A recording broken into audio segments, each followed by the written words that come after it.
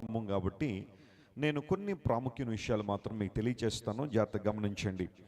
ఇల్లు కట్టుకోవడం అనేది దేవుని కృప అని ఎందుకన్నానంటే, చాలామంది నాకు తెలిసిన అపర కోటీశ్వరులు వారి వారి పేరు మీద సొంత ఇళ్ళు లేవు.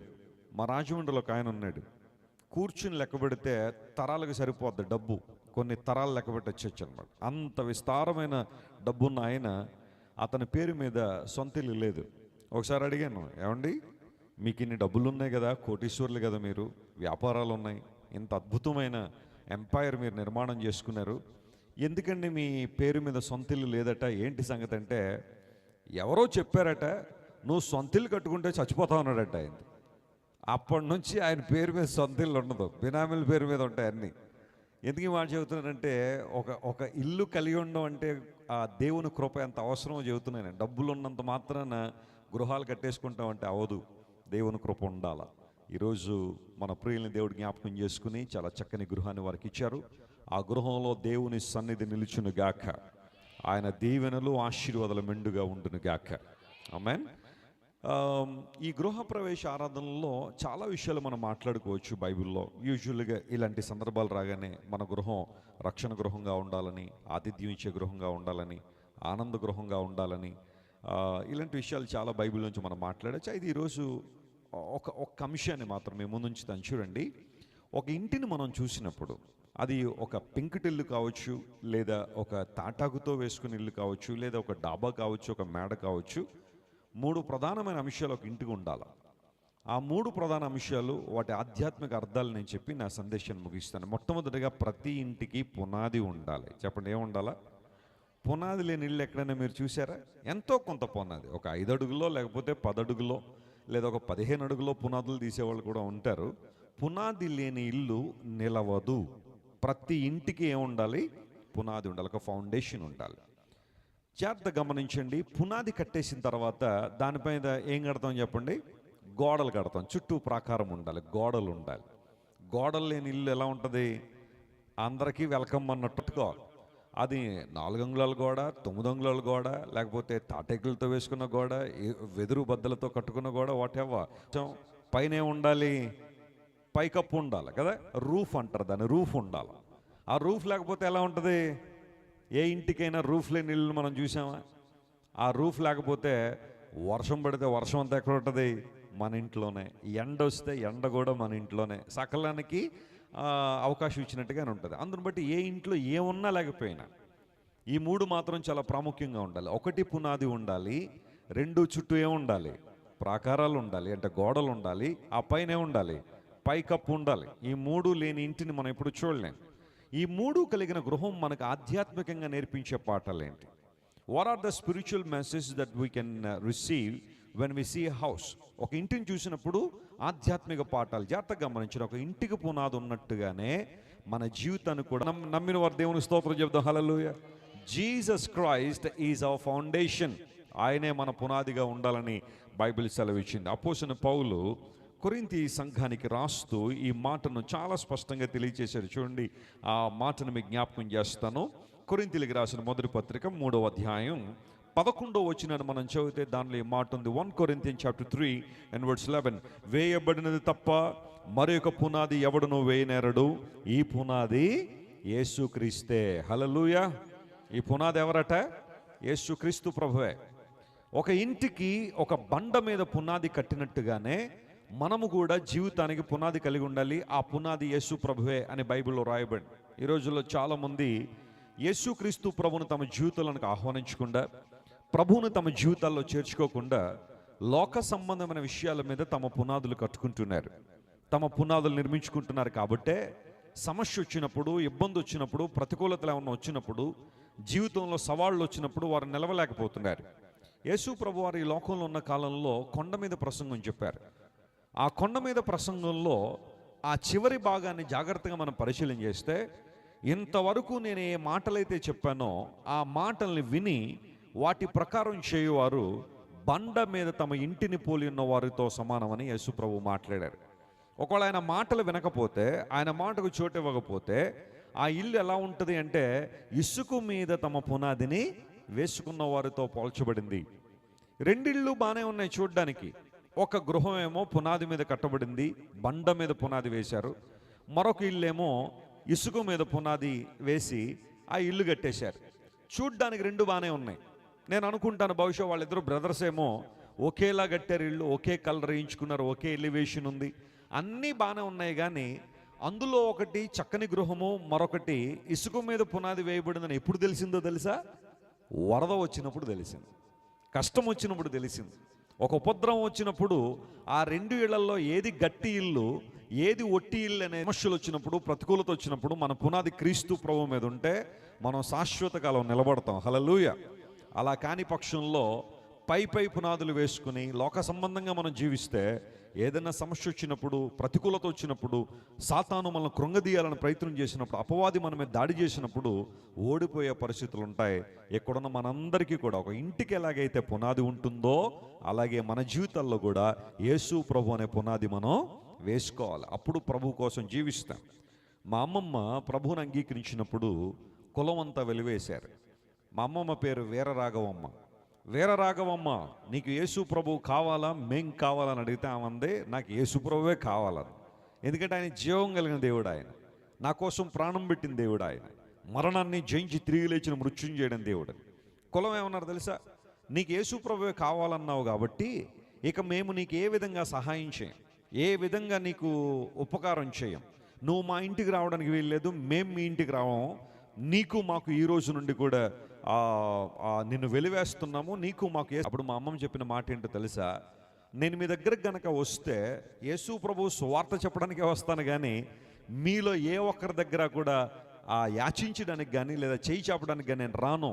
నా దేవుడు నన్ను ఆ స్థితిలో ఉంచడు, ఆయన నన్ను హెచ్చిస్తాడని మాట చెప్పింది. దేవుడు నా మన స్తోత్రం కలుగును గాక. ఆ రోజున కులం అందరికి చాలా కోపం వచ్చింది. ఈవేంటి ఇంత గట్టిగా ఉంది, చూద్దాంలే, ఇప్పుడు కాకపోతే రేపన్నా రాకపోద్దా, మా దగ్గర సహాయం అడగపోద్దా అని. ఆఖరికి జరిగిన విషయం ఏంటో తెలుసా? మా అమ్మమ్మను దేవుడు నిలబెట్టి తన పరిచర్యలు వాడుకుంటే ఎవరైతే వెలివేశామన్న వాళ్ళు వాళ్ళే సహాయం కోసం మా అమ్మ దగ్గరికి వచ్చేవారు. స్తోత్రం చెప్పండి. వారే వచ్చేవారు, వీరరాఘవమ్మ గారు కొంచెం మాకు సహాయం చేయండి, ప్రార్థన చేయండి, మాకు కొంచెం సలహా కావాలండి, లేదా ఈ సహాయం కావాలని వాళ్ళే వెతుక్కుంటూ వచ్చారు. కానీ మా అమ్మమ్మ ఎప్పుడు కూడా ఎవరి దగ్గర చేయి చాపలేదు. దేవుడు ఆ విధంగా దేవుడు ఆశీర్వదించాడు. క్రీస్తు ప్రభుని పునాదిగా ఉంటే నువ్వు ఎవరి దగ్గర తల వంచాల్సిన పని లేదు. Praise the lord.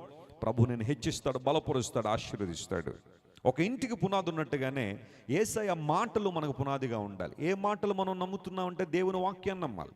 లేఖనం ఏమి చెప్పుచున్నది, బైబిల్ ఏం మాట్లాడుతుంది, దేవుని వాక్యం మీద మన జీవితంలో పునాదులు వేసుకున్నప్పుడు ఖచ్చితంగా మన జీవితాల్లో శ్రమలు వచ్చినప్పుడు, కష్టం వచ్చినప్పుడు, ఇబ్బందులు వచ్చినప్పుడు, ప్రతికూలతలు వచ్చినప్పుడు, నిందలు వచ్చినప్పుడు, అవమానాలు వచ్చినప్పుడు, లేదా లోకము మనలను ఇబ్బంది పెట్టాలని ప్రయత్నం చేసినప్పుడు కూడా దేవుని కోసం బలంగా దృఢంగా మనం నిలబడతాము. క్రీస్తు ప్రభు అనే పునాది మనం బలంగా వేసుకున్నప్పుడు. వేసుకున్నావని పునాది యేసు ప్రభుని అంగీకరించావా?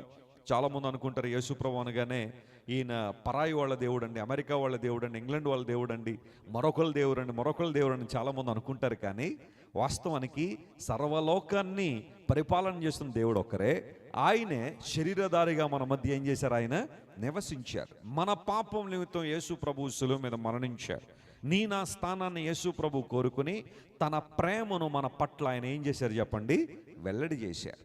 ఆయన లాంటి వారు మరొకరు లేరు. సమానులు ఎవరు ప్రభు అని చెట్టి భానుమూర్తి గారు అని ఒక దేవుని సేవకుడు మంచి పాట రాశాడు. క్రైస్తవ ప్రపంచంలో అన్ని డినామినేషన్ల వారు ఆ పాట పాడుతూనే ఉంటారు. క్రీస్తు ప్రభుకి సమానులు లేరు, ఆయన్ను మించిన వారు కూడా లేరు. దేవుని నామమున స్తోత్రం కలుగును గాక. అలాంటి గొప్ప దేవుడు, సజీవుడైన వారిని మనం పునాదిగా చేసుకున్నప్పుడు మన జీవితాల ఆశీర్వాదాలు ఉంటాయి. యేసు ప్రభు వారి లోకంలో ఉన్న కాలంలో ఒకసారి శిష్యులందరూ ఆయన చుట్టూ ఉంటే ప్రభు అడిగారు, నా గురించి ప్రజలు ఏమనుకుంటున్నారని అడిగారు. What do people say that I son of man yam? మనుష్య కుమారుడు ఎవరని మనుషులు అనుకుంటున్నారు అనగానే వెంటనే కొన్ని ఆన్సర్లు వచ్చాయి. ప్రభువా, కొంతమంది నిన్ను ఏలియా అంటున్నారయ్యా, కొంతమంది నిన్ను ఇర్మియా అంటున్నారు, కొంతమంది ప్రవక్త అంటున్నారు. యేసు ప్రభు అన్నారు, మీరేమనుకుంటున్నారు చెప్పండి. మనుషులందరి సంగతి అలా బట్టండి, మీరేమనుకుంటున్నారు చెప్పండి అంటే పేతురు గారు ఒక అడుగు ముందుకేసి ఆయన ఏమంటాడు తెలుసా? నీవు సజీవుడు అయిన దేవుని కుమారుడు అనే క్రీస్తు అని పేతురు ఒక అద్భుతమైన విషయాన్ని ఒప్పుకుంటాడు అక్కడ. అనగా యేసు ప్రభు సజీవుడని, రెండవది దేవుని కుమారుడు అంటే దేవుడు అని, మూడవది ఆయన ఈ లోకానికి వచ్చిన మెస్సయ్య అని, క్రీస్తు అనగా అభిషక్తుడు, మనందరినీ రక్షించడానికి అభిషక్తుడు ఆయన. ఆ విషయాన్ని ఎప్పుడైతే పేతురు ఒప్పుకున్నాడో, ఇప్పుడు యేసుప్రభు ఏమంటారో తెలుసా? పేతురు, ఏ విషయాన్ని అయితే నువ్వు ఒప్పుకున్నావో దీని మీద నా సంఘాన్ని కడతాను. స్తోత్రం చెప్పండి, hallelujah. I will build my church upon the fact that you confessed. చాలామంది తెలియక పేతురు మీద సంఘం కట్టాడు అనుకుంటారు యేసుప్రభు. పేతురు మీద కాదు కట్టబడిన సంఘం, పేతురు నమ్మిన విషయం మీద, పేతురు ఒప్పుకున్న సత్యం మీద ప్రభువారు సంఘాన్ని కట్టారు. అంటే సజీవుడైన దేవుడైన క్రీస్తు ప్రభు అనే పునాది పడిపోయింది. దాని మీద దేవుడు ఏం కట్టాడు చెప్పండి? సంఘాన్ని నిర్మాణం చేశాడు. He is the sure foundation, he is the firm foundation for everyone. మనందరం కూడా క్రీస్తు ప్రభు అనే పునాది వేసుకోగలిగితే అంతకన్నా ఆధిక్యత మరొకటి లేదు. ఒకవేళ ఇంకెవరైనా ఈరోజు యేసు ప్రభువును అంగీకరించిన వారు ఎవరైనా ఉంటే, this is a wonderful time to accept Jesus as your saviour, as your loving God. నీ ప్రేమగల దేవుడని, నీ రక్షకుడిని యేసు ప్రభువుని హృదయంలో చేర్చుకుని ఆయన నీ జీవితాన్ని పునాది వేసుకోగలిగితే ప్రతి పరిస్థితులను ధైర్యంగా నిలబడతావు. జీవితంలో అనేక మందికి ఆశీర్వాదకరంగా ఉంటావు. రెండో మాట చెబుతున్న జాగ్రత్త వినండి. పునాది అయిపోయిన తర్వాత ఇప్పుడు ఏం కట్టాలి చెప్పండి? చుట్టూ గోడలు కడతాం కదా. ఈ గోడలు, ప్రాకారములను ఆధ్యాత్మిక పరిభాషలో ఏమంటానంటే రక్షణ అనే ప్రాకారం అంటాను. చెప్పండి, అసలు ప్రాకారం కట్టుకునేదే దేని? సర్పములు రాకుండా, లేదంటే దోపిడీదారులు రాకుండా, దొంగలు రాకుండా చుట్టూ ఏం కట్టుకుంటాం? గోడలు కట్టుకుంటాం కదా. అలాగే రక్షణ అనేది కూడా ప్రాకారమై ఉన్నదని బైబిల్లో రాయబడింది. యెషయా గ్రంథం 26వ అధ్యాయం మొదటి వచనం మనం చదివితే అక్కడ చక్కని మాట పరిశుద్ధాత్మ దేవుడు రాయించారు. యెషయా గ్రంథం 26వ అధ్యాయం మొదటి వచనంలో ఈ మాట ఉంది: బలమైన పట్టణం ఒకటి మనకు ఉన్నది, రక్షణను దానికి ప్రాకారములుగాను బురుజులుగాను ఆయన నియమించి ఉన్నాడు. దేవుని నామానికి మహిమ కలుగును గాక. చెప్పండి, దేవుడు బలమైన పట్టణం ఒకటి నియమించారట. దానికి ప్రాకారములు ఏంటి అంటే రక్షణ అనే ప్రాకారములు దేవుడు వేశాడు. అంటే ఒక ఇంటికి ప్రాకారములు ఏ విధంగా రక్షణ ఇస్తున్నాయో, మానవ జీవితాన్ని కూడా రక్షించబడిన అనుభవం ప్రాకారంలా ఉండాలి.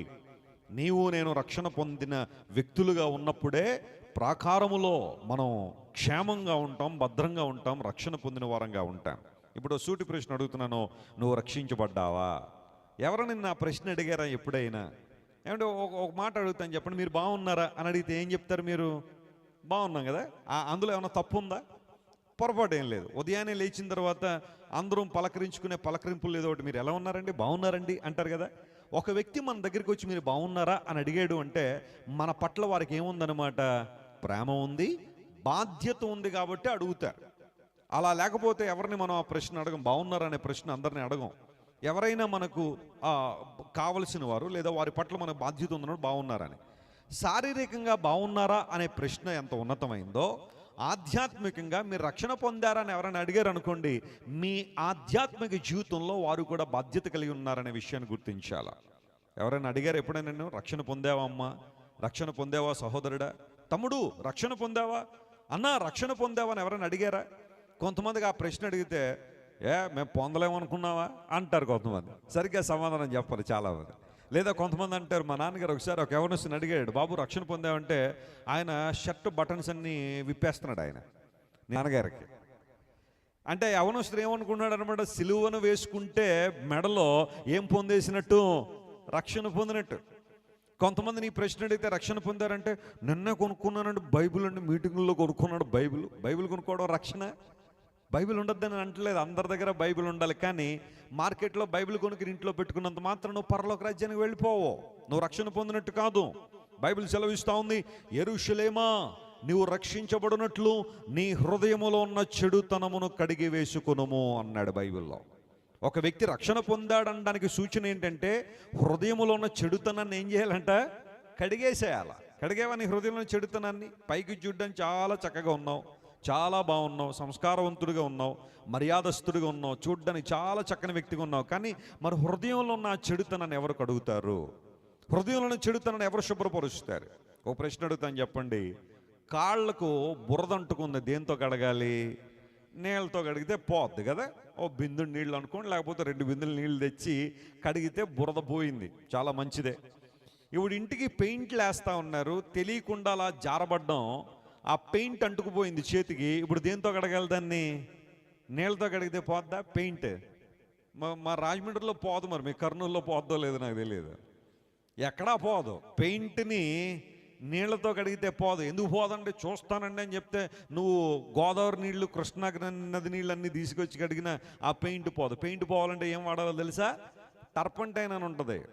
ఆ లిక్విడ్ని తీసుకొచ్చి రాస్తే పెయింట్ పోద్ది. ఒకవేళ టర్పంటైన్ కనుక మనకు దొరకపోతే కనీసం కిరోసిన్ అన్న, మన ఇంట్లో కిరసనాయిల్ ఉంటుంది కదా, దాన్ని తీసుకొచ్చి రాస్తే పెయింట్ ఏమైపోద్ది?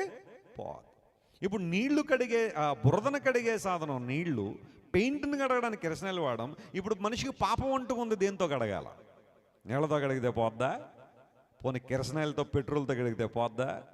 పాపము లేని రక్తంతో కడగాలి. హల్లెలూయా. మానవ చరిత్రలో పాపము లేని రక్తం కలిగిన వారు, పరిశుద్ధుడైన దేవుడు ఎవరు అంటే బైబిల్ సెలవిస్తూ ఉంది, యేసుక్రీస్తు ప్రభు పవిత్రుడు, నిర్దోషి, పాపుల్లో చేరక ప్రత్యేకంగా ఉండేవాడు, ఇట్టి ప్రధాన యాజకుడు మనకు సరిపోయిన వాడని అపోస్తలుడైన పౌలు హెబ్రీయులకు రాస్తూ 7వ అధ్యాయం 26వ వచనంలో ఆ మాట రాశాడు. మనిషికి అంటుకున్న పాపాన్ని తొడవడానికి యేసు ప్రభు వారి లోకానికి వచ్చారు. ఎందుకంటే ఆయన రక్తము పవిత్రమైన రక్తము, పరిశుద్ధమైన రక్తం. నేను ఒకసారి ఒక చోట దేవుని వాక్యం చెబుతుంటే ఒక యవనస్తుడు అడిగాడు, వెస్లీ గారు మీరు చాలా విషయాలు చెబుతూ ఉంటారు, చాలా ప్రశ్నలకు సమాధానాలు ఇస్తూ ఉంటారు కదా, నాకు ఒక ప్రశ్న ఉందన్నాడు. ఏంటి బాబు అని అడిగాను. ఆయన అడిగిన ప్రశ్న ఏంటో తెలుసా? మనందరికీ బ్లడ్ ఉంటుంది కదండి, బ్లడ్కు గ్రూప్ ఉంటుంది కదండి, యేసు ప్రభు బ్లడ్ గ్రూప్ ఏంటని అడిగాడు నన్ను. కొంతమంది క్వశ్చన్లు అంటే అడిగితే అడగమంటే ఇలాంటివి అడుగుతూ ఉంటారు. యేసు ప్రభు బ్లడ్ గ్రూప్ ఏంటండి, ఆయన ఏ బ్రాండ్ వాడేవాడండి బట్టలు, అవన్నీ మనం చూసి వచ్చామా? పోనీ బైబిల్ ఎక్కడైనా ఉందా యేసు ప్రభు బ్లడ్ గ్రూప్ ఏదని? కొంతమంది బైబిల్లో నేను తెలుసుకోవాలని చాలా ఆశ ఎక్కువ ఉంటుంది. సరే మరి వాడిని వదలకూడదు, సువార్త చెప్పాలని చెప్పి నేను అన్నాను, హెచ్బి అన్నాను. హెచ్బి ఎవరికి ఉండదు కదండి, A positive, A negative, B positive, B negative, AB positive, ఆ తర్వాత ఓ పాజిటివ్, ఓ పాజిటివ్ ఉంటుంది. కొన్ని రేర్ బ్లడ్ గ్రూప్స్ కూడా ఉన్నాయి. బాంబే బ్లడ్ గ్రూప్ అని ఒకటి ఉండదు, బాంబేలో కనిపెట్టారంటే దాన్ని, ఎవరికో ఒకటికి మాత్రం ఉంది, దానికి ఆ పేరు పెట్టారు. అలా కొన్ని రేర్ బ్లడ్ గ్రూప్స్ ఉన్నాయి. హెచ్బి అనేది ఎప్పుడు వినలేదండి అన్నాడు. నువ్వు ఎప్పుడు వినలేదా? ఇప్పుడే చెప్తున్నాను, వినన్నాను. ఏంటండి హెచ్బి అంటే? హోలీ బ్లడ్ అన్నాను. స్తోత్రం చెప్పండి. పరిశుద్ధమైన రక్తం, యేసయ్య రక్తం. ఆయన బ్లడ్ గ్రూప్ ఏంటంటావా? హెచ్బి. రాసుకో, ఎక్కడైనా పర్లేదు. యేసుక్రీస్తు ప్రభు తన అమూల్యమైన రక్తం ద్వారా మనల్ని కడిగి పవిత్రపరిచి మనలను రక్షణలోనికి ఆయన తీసుకొచ్చాడు. ఇప్పుడు రక్షణ మనకు ఎలా ఉంటుందట? ప్రాకారంగా ఉంది. రాబోతున్న దేవుని ఉగ్రత, భయంకర నరకం నుండి తప్పించడానికి యేసు ప్రభు ఈ లోకానికి వచ్చి విలువైన తన ప్రాణాన్ని మన కోసం అర్పించిన రక్తాన్ని చిందించారు. ఈ రక్షణ అనే ప్రాకారం ప్రతి ఇంటికి ఉండాలని దేవుడు కోరుతున్నాడు. ఉందా? నీ ఇంట్లో రక్షణ ఉందా? యేసు ప్రభు వారు జక్క ఇంట్లో ప్రవేశించగానే చెప్పిన మాట ఏంటో తెలుసా? నేడు ఈ ఇంటికి ఏమొచ్చింది? రక్షణ వచ్చింది. నేడు ఈ ఇంటికి కలర్ టీవీ వచ్చింది అన్నాడు అక్కడ. లేదా నేడు ఈ ఇంటికి రిఫ్రిజిరేటర్ వచ్చింది అన్నాడా? నేడు ఈ ఇంటికి ఎయిర్ కండిషనర్ వచ్చింది అన్నాడు ఆయన. అవన్నీ పెట్టుకుంటాం మనం, ఇల్లు కట్టుకోగానే సామాన్లన్నీ పెట్టుకుంటాం, చాలా సంతోషమే. కానీ నీ ఇంటికి రక్షణ వచ్చిందా? రక్షించబడిన అనుభవాలు నీ జీవితంలో ఉన్నాయా? జాగ్రత్త గమనించండి. మీరు ఇంటికి వెళ్ళిన తర్వాత 122వ కీర్తన చదివితే దానిలో ఏముంటుందంటే, ఏ ఇంటికైతే రక్షణ అనే ప్రాకారం ఉంటుందో ఆ ప్రాకారముల్లో నెమ్మది ఉంటుంది అన్నాడు. స్తోత్రం చెప్పండి. హల్లెలూయా. ఆ ప్రాకారాల్లో ప్రశాంతత ఉంటుంది, సమాధానం ఉంది, దేవుని నెమ్మది అక్కడ ఉంటుందని బైబిల్లో రాయబడింది. You will experience God's peace and God's supernatural rest when you are saved.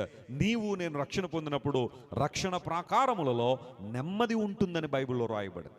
ఈ రోజుల్లో చాలా కుటుంబాల్లో నెమ్మది లేదు, సంతోషం లేదు, ఇళ్లల్లో గొడవలు, గందరగోళాలు. ఎందుకోసం అంటే రక్షణ అనుభవాలు లేవు కాబట్టి. ఒకసారి ఒక ప్రాంతంలో ఇట్లనే క్రిస్మస్ సీజన్ వస్తూ ఉంది. ఇంకొక నెల దాటిపోయిందంటే ఏం వచ్చేసింది? క్రిస్మస్లు, స్త్రీల క్రిస్మస్లు, పిల్లల క్రిస్మస్లు, యూత్ క్రిస్మస్లు, వాళ్ళ క్రిస్మస్లు, వీళ్ళ క్రిస్మస్లు, అబ్బో చాలా క్రిస్మస్లు ఉంటాయి. సరే, అలా క్రిస్మస్ సీజన్ వచ్చింది. ఆ ప్రాంతంలో ఒక ఉద్యోగస్తులు, ఆయన భార్య నివసిస్తున్నారు. వాళ్ళు ఉదయాన్నే క్రిస్మస్ పండుగ రాగానే ఏం వండుకోవాలని ఓ లిస్ట్ రాశారు. ఆయనేమో మటన్ బిర్యానీ చేయమన్నాడు, ఈమెమో చికెన్ బిర్యానీ చేసుకుంటానంది. ఆ దేవుని మందిరానికి ఎప్పుడు వచ్చారంటే 12:30కు వచ్చారు. అప్పటికి అన్నీ ప్రసంగం అయిపోయింది, పాటలు అయిపోయినాయి, ముగింపు ప్రార్థన టైంలో. ముగింపు ప్రార్థన కూడా మనకు అవసరతే కదా అన్నట్టుగా ఇద్దరు వచ్చి పాస్టర్ గారు ముగింపు ప్రార్థన చేసి ఆమె అనగానే లార్డ్ బ్లెస్సెస్ అని చెప్పి పాస్టర్ గారితో చిన్న ప్రార్థన చేయించుకుని ఇంటికి వచ్చారు. ఇంటికి వచ్చిన తర్వాత టేబుల్ మీద పెట్టుకుని కూర్చున్నారు ఆహార పదార్థాలన్నీ. అందులో భర్త అన్నాడు, అమ్మ నా తల్లి తండ్రి ఇక్కడ 3 వీధులు అవతలు ఉన్నారు, కొంచెం కర్రీస్ వాళ్ళకి పంపిద్దామా అన్నాడు. అప్పుడు ఆమంటది, మీ అమ్మకి మీ నాన్నకేనా, మా అమ్మకి మా నాన్నకి పంపించవా అంది. మరి మీ అమ్మగారు మీ నాన్నగారు నంద్యాలలో ఉన్నారు కదా, ఇప్పుడు కర్నూలు నంద్యాల వెళ్ళి రావాలంటే చాలా దూరం కదా, మా అమ్మ వాళ్ళు అయితే ఎక్కడే ఉన్నారు, కొంచెం ఇచ్చొద్దామంటే నా తల్లిదండ్రులకు ఇవ్వనప్పుడు నీ తల్లిదండ్రులు కూడా ఇవ్వడానికి వీలు లేదండి. అక్కడ ఏం మొదలైంది? గొడవ మొదలైంది. భార్యాభర్తల మధ్య ఎప్పుడు ఎందుకు గొడవలు వస్తాయో తెలియదు కొంతమంది కుటుంబాల్లో, ప్రతి చిన్నదానికి గొడవలే కొంతమంది. సరే దెబ్బలాట మొదలైపోయింది. ఆ దెబ్బలాట ఎంతవరకు వెళ్ళిందంటే ఈ వండిన అన్ని అట్లాగే పెట్టేసి ఈయన సూట్ కేసు పట్టుకుని మా అమ్మగారింటికి వెళ్ళిపోతాను అన్నాడు ఆయన. ఆ వంద మా అమ్మగారింటికి నేను వెళ్ళిపోతానని చెప్పి ఇద్దరు 2 సూట్ కేసు పట్టుకుని రెడీగా ఉన్నప్పుడు మరి ఎన్ని ఎవరికి ఇవ్వాలి? ఈ భోజన పదార్థాలన్నీ జాగ్రత్త వినండి. వాళ్ళ ఇంటి పక్కన పాస్టర్ గారు ఉన్నారు. వాళ్ళు క్రిస్మస్ పండుగ రాగానే ఉదయం పాస్టమ్మ గారు అడిగారు, ఏమండి ఈరోజు ఏం వండమంటారండి? ఏం వండుతో? చింతపండు చారు కాసాయి, మనం త్వరగా మందిరానికి వెళ్ళాలి, అందరికీ ప్రార్థన చేయాలి, వాక్యం చెప్పాలి, అందును బట్టి చింతపండు చాడైనా పర్లేదు దేవుని స్తుతించి తినేద్దామని చెప్పి వాళ్ళు చారు కాసుకుని వచ్చేసారు. వాళ్ళందరూ ఇంటిల్లపాతి కూర్చున్నారు, భోజనం చేద్దామని. మీటింగ్ అయిపోయిన తర్వాత చారు ముందు పెట్టుకుని ఈ లోపల ఈయన వచ్చి, అయ్యగారు మేము వండుకున్నాం కానీ తినే యోగం మాకు లేదు, దెబ్బలాడు మొత్తం మీరు తినేయండి అని చెప్పి ఇచ్చేసి వెళ్ళిపోయాడు ఆయన.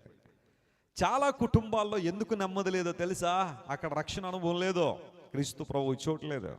ఈరోజు నీ జీవితంలో ఎన్నున్నా ఏసై లేకపోతే అవన్నీ పెద్ద బండిస్తున్నా. మా అమ్మమ్మ గారు మంచి పాట పాడుతుండారు, మణులు మాణిక్యములున్నా మేడమిద్దెలు ఎన్నున్నా మదిలో యేసు లేకున్నా నీకున్నవన్నీ పెద్ద పెద్ద బండిస్తున్నా. కానీ యేసు ప్రభు నీలో ఉంటే, రక్షణ ప్రాకారంగా నీ ఉంటే, ఆనాడు జక్కయ్యతో ప్రభు చెప్పాడు, ఈ ఇంటికి రక్షణ వచ్చింది, ఇంటిలో ఉన్న వాళ్ళందరూ రక్షణ పొందాలనే అనుభవంలో నీవు నేను ఉన్నప్పుడు గొప్ప ఆశీర్వాదన దీవెన మనం పొందుకుంటాం. చెప్పండి, పునాది యేసు ప్రభు, ప్రాకారములేంటి? రక్షణ. ఇప్పుడు మూడోది ఏమని చెప్పండి, పైకప్పు, రూఫ్ అనేది కదా. రూఫ్, ఆ పైకప్పును జాగ్రత్త మనం ఆలోచన చేస్తే బైబిల్ అందులో చాలా విషయాలు మనం మాట్లాడొచ్చు. అయితే ప్రత్యక్ష గుడారాన్ని కట్టినప్పుడు మోషే గారికి దేవుడు చెప్పాడు, పైకప్పును, ప్రత్యక్ష గుడార పైకప్పును కొన్ని తెరలతో వేయమన్నాడు. కొన్ని రంగుల తెరలు, కొన్ని జంతువుల చర్మములు తీసుకొచ్చి ఆ పైకప్పు వేయమన్నాడు ప్రత్యక్ష గుడారాన్ని. అవన్నీ చెప్పడానికి సమయం లేదు, కానీ లేఖనాలు జాగ్రత్తగా పరిశీలన చేస్తే పరిశుద్ధాత్మదేవుడు చెప్పే మాట ఏంటంటే, ప్రతి ఇంటికి కూడా ప్రార్థన అనే పైకప్పు ఉండాలి. చెప్పండి, ఏముండాలా? ప్రార్థన అనే పైకప్పు ఉండాలా. ఏ ఇంటిలో అయితే బలమైన ప్రార్థనలు జరుగుతాయో ఆ ఇల్లు సురక్షితంగా ఉంటుంది. హల్లెలూయా. అందును బట్టి నేను ప్రతి చోట చెబుతూ ఉంటాను, నీది క్రైస్తవ కుటుంబం అయినప్పుడు ప్రతి ఇంటిలో కూడా ప్రతి సాయంకాలం కుటుంబ ప్రార్థన అనేది జరగాలి. భర్త, భార్య, పిల్లలు ఎంతమంది ఉంటే అంతమంది ఒక చోట చేరి ప్రార్థన చేసుకుని దేవునికి తమ జీవితాలు సమర్పించుకున్న వారుగా ఉండాలి. ప్రార్థన లేని గృహాల్లో సాతానుడు సుఖనివాసం చేస్తాడు. ప్రార్థన అనేది నీ పైకప్పుగా ఉండాలి. ఒక రూఫ్ ఏ విధంగా ఇంటిని భద్రపరుస్తూ ఉంటుందో, రకరకాల వానలు, వర్షాలు, లేకపోతే ఎండ ఇవన్నీ రాకుండా ఆ పైకప్పు ఏ విధంగా భద్రతిస్తూ ఉంటుందో, ప్రార్థన కూడా అలాంటిదే. దుష్ట శక్తుల నుండి, దురాత్మ శక్తుల ప్రాబల్యం నుండి, సాతాను శక్తుల ప్రభావం నుండి మనల్ని రక్షించేది మనం చేసే ప్రార్థన. హల్లెలూయా. ఉందా ప్రార్థన? ఇంట్లో ప్రార్థన చేస్తున్నావా? ఒక ఎవరినొస్తుని అడిగాను, ఇలాగే ప్రార్థన చేస్తున్నావా అంటే అన్నాడు, 3 సార్లు చేస్తానండి వెస్లీ గారు అన్నాడు. 3 సార్లు ఎప్పుడు అన్నాడు? 3 పూటలు తినేటప్పుడు చేస్తాడు ప్రార్థన. దాన్ని దానియేలు ప్రార్థనతో పోల్చేసి చెప్తున్నాడు నాకు. దానియేలు గారు బైబిల్లో 3 సార్లు ప్రార్థన చేసినట్టుగా మన ప్రార్థన అనుభవం కూడా అంత బలంగా ఉంటుందండి అన్నాడు. ఏంటి ఆ ప్రార్థన అంటే 3 పూటల భోజనం చేసేటప్పుడు ప్రార్థన చేస్తాడట. అన్నం తినేటప్పుడు ఎంతసేపు చేస్తామండి ప్రార్థన? నేనైతే చెప్తున్నాను, నేను మనస్ఫూర్తిగా 30 సెకండ్ల కన్నా ఎక్కువసేపు చేయను నేను ప్రార్థన. ప్రభువా నీవు ఇచ్చిన ఆహారం బట్టి నీకు స్తోత్రాలు, బలం, శక్తి, ఆరోగ్యం ఇవ్వండి, లేని వారిని కూడా జ్ఞాపకం చేసుకుని నీ సేవకులు ఎవరైతే ఈరోజు భోజనం లేకున్నారో వారికి ఇవ్వండి అని ప్రార్థన చేయాలి. 30 సెకండ్లు కూడా ఉండదు ఆ ప్రార్థన. కానీ మా అమ్మమ్మ గారు అమ్మ, ఆమె పేరు బాపనమ్మ, ఆమె అరగంట సేపు ప్రార్థన చేశారు భోజనం దగ్గర. అందరూ తినేసి వెళ్ళిపోయేవారట. అప్పటికి ఈమె ఇంకా ప్రార్థన చేస్తూనే ఉండేది. మా అమ్మగారిని అడిగారు, ఏం చేసేదమ్మా అంటే, ప్రభువా ఈ ఆహారాన్ని పండించిన రైతును కూడా దీవించిన ప్రార్థన చేశారు. రైతు దగ్గర నుండి మొదలెట్టిందంటే ఇక్కడికి వచ్చేదాకా అరగంటలో పెద్ద ఇబ్బంది ఏమీ లేదు. అరగంట ప్రార్థన చేసేది మా మా మా అవ్వ, అంటే మా అమ్మమ్మ గారు అమ్మ. ఆ అరగంట ప్రార్థన ఇప్పుడు నా దగ్గరికి వచ్చారు 30 సెకండ్లు అయిపోయింది. భోజనం దగ్గర 30 సెకండ్ల కన్నా ఎక్కువ మన ప్రార్థన, అది కూడా ప్రార్థనలో లెక్కే. నీకు రక్షించడం, నీకున్న ప్రతి పరిస్థితిని దేవుని సన్నిధిలో ఒలికించడం. హన్నా షిలోహుకు వచ్చి ఏం చేసింది? ప్రార్థన చేసినప్పుడు దేవుడు ఆమె కొరతను ఏం చేశాడు? తీర్చాడు. మన గృహాలు ఎలా ఉండాలి? ప్రార్థనా గృహాలుగా ఉండాలని దేవుడు ఆశిస్తున్నాడు. ఒక పైకప్పు ఇంటిని ఏ విధంగా కాపాడుతుందో, సురక్షితంగా ఉంచుతుందో, ప్రార్థన కూడా అలాంటిదే. ప్రార్థనలో ఎప్పుడు బలహీనం అవ్వద్దు. బైబిల్ సెలవిస్తూ ఉంది, మన ఇల్లు దృఢంగా ఉండాలి అంటే, బలంగా ఉండాలంటే పునాది ముఖ్యం, రక్షణ అనే ప్రాకారాలు ముఖ్యం, ఆ తర్వాత ప్రార్థన అనే పైకప్పు చాలా అవసరము. ఒకసారి ఓ ప్రాంతంలో జరిగిన సంగతి చెప్పి నేను ముగిస్తాను, జాగ్రత్త వినండి. ఓ ప్రాంతం నుండి మరో ప్రాంతానికి వెళ్తూ వర్తక వ్యాపారం చేసుకునే వర్తకులు ఉండేవారు. వారు వెండి, బంగారం, వజ్రాలు ఇవన్నీ అమ్ముతుండేవారు. వారి దగ్గర ఉన్న విలువైన వాటిని దొంగిలించాలని ఒక దొంగల ముఠా వారిని వెంబడిస్తూ ఉంది. కానీ ఏంటో వాళ్ళ దగ్గర దొంగతనం చేయడానికి మాత్రం వారికి సాధ్యపడడం లేదు. ఒకరోజు ఒక దొంగల నాయకుడు వీరందరూ ఏం చేసేవారంటే, ఒక ఊర్లో, ఫర్ ఎగ్జాంపుల్ కర్నూలులో వారు వ్యాపారం చేసుకుని కర్నూలు అవతల ఏదైనా ఒక ఖాళీ స్థలం ఉంటే అక్కడ డేరాలు వేసుకుని ఇక్కడ ఉండేవారు. మరలా ఆ మరుసటి రోజు లేచి వేరే ప్రాంతానికి వెళ్ళిపోతుండేవారు, సంచార వ్యాపారస్తులు వాళ్ళు. ఒక దొంగ లోపలికి వచ్చి అక్కడున్న వారందరికీ హెడ్గా ఉండే ఒక ఆయన్ని లేపాడు. బాబు ఒకసారి లే అన్నాడు. లేచిన తర్వాత, ఎవరండి మీరు, ఎందుకు వచ్చారని అడిగితే, నేను ఒక దొంగని, మీ దగ్గర ఉన్నవన్నీ దోచుకోవడానికి వచ్చాను అన్నాడు. అర్ధరాత్రి ఆ మాట చెబితే ఎవరికైనా కొద్దిగా టెన్షన్ ఉంటుంది కదా. అవునండి, ఎంత సిన్సియర్గా చెప్తారంటే దొంగతనం చేయడానికి వచ్చానండి. ఏంటి సంగతి అంటే, నేను దొంగనే కానీ ఇప్పుడు నీ దగ్గర దొంగతనం చేయడానికి అయితే రాలేదు, ఒక ప్రశ్నకు సమాధానం తెలుసుకోవాలని వచ్చాను అన్నాడు. ఏంటండి ఆ ప్రశ్న అడిగితే, మీరు ప్రతిరోజు వస్తున్నారు, ఒక గ్రామంలో ఒక పట్టణంలో వ్యాపారం చేసుకుంటున్నారు, మీరు డేరాలు వేసుకుని పడుకుంటున్నారు, అయితే ఆ డేరాలు వేసుకున్న తర్వాత మీ చుట్టూ ఓ పెద్ద ప్రాకారాన్ని ఎప్పుడు కడుతున్నారని అడిగాడు. మేం ప్రాకారం కట్టడం ఏంటండి, డేరాలు వేసుకోవడానికే మాకు ఓపిక సరిపోవట్లేదు, మళ్ళీ చుట్టూ గోడ ఎందుకు కడతాం, మేము ప్రాకారాలు ఎందుకు కడతాం అని అడిగితే, లేదు మేము చాలాసార్లు మీ దగ్గర రావాలని ఆశించాం కానీ రాలేకపోయాం, ఎందుకంటే మీ చుట్టూ పెద్ద గోడ కనబడుతుంది, మాకు ప్రాకారం కనబడుతుంది, చాలా బలంగా ఉంది ఆ గోడ. లేదండి అది వాస్తవం కాదండి, మా చుట్టూ మేము గోడ కట్టుకోలేదండి అని ఈయన చెబుతూ ఉండగా పరిశుద్ధాత్మ దేవుడు ఒక ప్రేరేపణ ఇచ్చాడు. అదేంటో తెలుసా, ఈ సంచార వర్తకులు ప్రతిరోజు వచ్చి రాత్రి ప్రార్థన చేసుకుని పడుకునేవారు.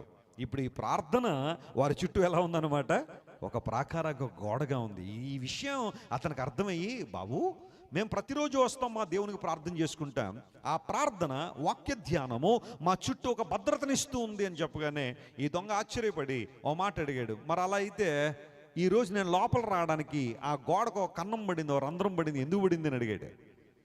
అప్పుడు నేను చెప్పిన మాట ఏంటో తెలుసా, రాత్రి మేము బాగా అలసిపోయి ప్రార్థన లేకుండా పడిపోయాం, అందును బట్టి మా గోడకి ఏం పడింది, ఓ కన్నం పడింది, ఓ రంధ్రం పడింది. ఈ విషయాన్ని ఎందుకు చెబుతున్నాను తెలుసా, ఒక్క రాత్రి ప్రార్థన చేయకపోతేనే ఆ గోడకు కన్నం పెడితే ఎన్ని సంవత్సరాలైంది మనం ప్రార్థన చేయడం మానేసి, మన గోడలు ఎక్కడ ఎగిరిపోయినాయో, మన పైకప్పులు ఎక్కడెక్కడ ఎగిరిపోయినాయో ఆలోచన చేయండి ఒకసారి. Let prayer be the roof of your life. దేవుని సన్నిధిలో నువ్వు చేసే ప్రార్థన నీ కుటుంబాన్ని ఉన్నతమైన స్థితిలో నిలబడదు. దేవుని నామమున స్తోత్రం కలుగును గాక. మా చిన్నప్పుడు స్కూల్కి వెళ్ళడానికి 2 యూనిఫామ్లు కూడా మాకు ఉండేవి కాదు. ఒక్క యూనిఫామ్ మా అమ్మగారు వేసి రాత్రి వాటిని ఉతికి తెల్లవారిన తర్వాత మరలా ఆ యూనిఫామ్ వేసి పంపించేవారు. కానీ మా అమ్మగారు రోజు ప్రార్థన చేసేవారు మా కోసం, ప్రభువా మా బిడ్డలను నువ్వు ఆశీర్వదిస్తే ఈ బిడ్డలు ప్రపంచానికి దీవెనకరంగా ఉండాలని ప్రార్థన చేసేది. అలా ప్రార్థన చేసి స్కూల్కి పంపించేది. ప్రియులారా, ఒకే ఒక్క యూనిఫామ్తో చాలా సంవత్సరాలు స్కూల్కి వెళ్ళిన నేను ఈరోజు దేవుని మహిమార్థం చెబుతున్నాను, ఈ చేత్తో ప్రతిరోజు కొన్ని వేల కుటుంబాలకు బట్టలు ఇస్తాం. దేవుని నామానికి మహిమ కలిగిన కొన్ని వేల కుటుంబాలకు బట్టలు ఇస్తాం, కొన్ని వందల కుటుంబాలకు మేలు చేసే కృప దేవుడు మాకు అనుగ్రహించారు. ఎందుకు ఈ మాట చెప్పాను తెలుసా, మీ బిడ్డల కోసం ప్రార్థన చేయండి. దేవా మా బిడ్డలను దీవించండి అయ్యా, ఆశీర్వదించండి ప్రభువా, రానున్న రోజులు వీరు అనేక మంది దీవెనకరంగా ఉండాలని తల్లిదండ్రులారా మీ బిడ్డల కోసం ప్రార్థించండి. మీ ఆధ్యాత్మిక జీవితం కోసం ప్రార్థన చేసుకోండి. దేవుడు మీ జీవితాలను ఆశీర్వదిస్తాడు, బలపరుస్తాడు. నేను నమ్ముతున్నాను, ప్రతి ఇంటికి పునాది ఉన్నట్టుగానే మన ఇంటికి యేసయ్య అనే పునాది, ప్రాకారాలు ఉన్నట్టుగా రక్షణ అనే ప్రాకారాలు, పైకప్పు ఉన్నట్టుగా ప్రార్థన అనే పైకప్పు మనం కలిగి ఉండగలిగితే అంతకన్నా దేవుని మరొకటి లేదు. మనస్ఫూర్తిగా ఆశిస్తున్నాను, దేవుడు తన దాసునికి ఇచ్చిన కుటుంబాన్ని దేవుడి మాటలు మన వినికిడిలో దీవించును గాక. ఆమేన్.